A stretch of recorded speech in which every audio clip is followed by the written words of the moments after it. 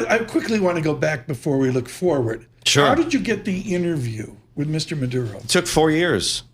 It took 4 years of negotiating, and I want to give full credit. Like you said, a fruit basket, or No. how'd you get the By the way, interview? I also wish it had been a Gulfstream. It was actually you could, and I think you still will. You will be able to again soon fly to Caracas commercially. How do you pronounce it? Caracas. Now, here's an interesting little anecdote for you, Tom.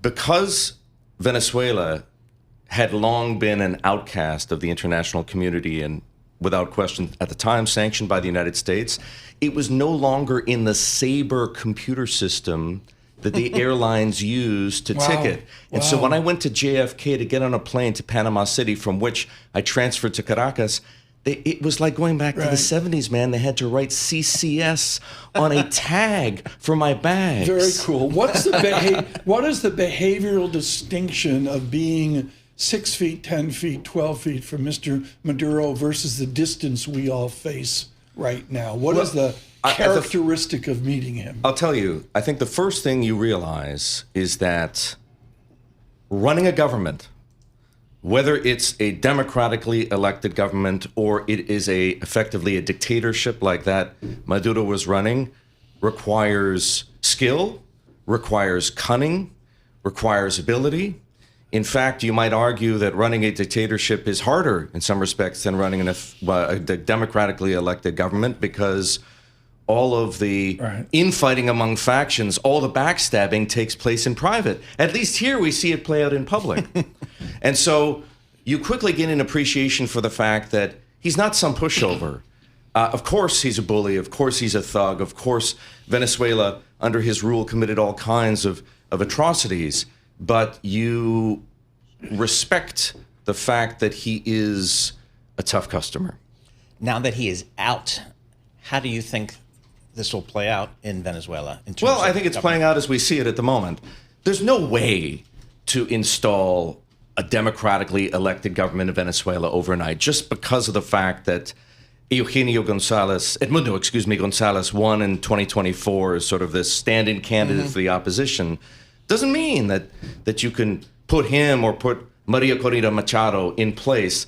Venezuela's institutions aren't ready for a democratic administration. The Supreme Court, for example, the judicial system, the police, the military, none of that is ready for democratic rule. And so whether they like it or not, this is kind of like Spain in the middle of the 1970s, right? When the Franco regime gave way to democracy, the same people were running the show. Are you reading Hemingway this weekend? Is that what you're trying to tell us? I'm certainly thinking back to Hemingway. I mean, we all should. Well, we all should. I mean, that's absolutely right. I got 8 ways to go here, Eric. But the thing I see here is you're hardwired out of Toronto to hydrocarbons. So Canada is not all that big of hydrocarbons, and all of a sudden, boom, it is because of technology and all that.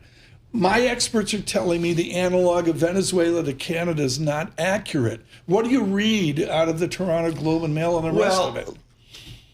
The easy conclusion to draw is that every incremental barrel of Venezuelan production is a barrel of Canadian oil sands crude that will not be refined in. No. In fact, I was talking to our colleague Javier Blas, a fantastic energy columnist out of London, about this morning.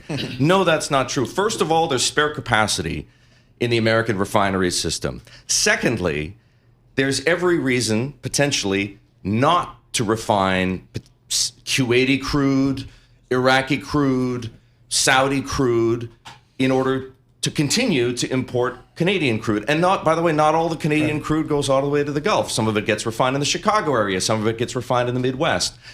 And so if there's a ton of new production out of Venezuela, yes, perhaps that's on balance a negative for the Alberta tar sands.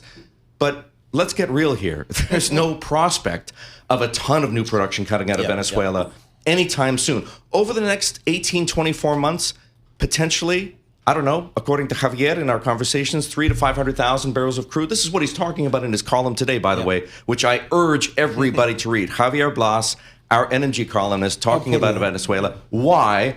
Because Venezuela's oil infrastructure has been so neglected, has been so degraded, that there are easy fixes, right?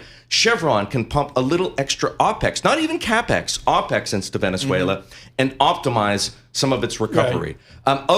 Harry Sargent, the third out of Florida, Donald Trump's friend, can throw some money into Venezuela and get some of this low, as Javier puts it, low-hanging crude.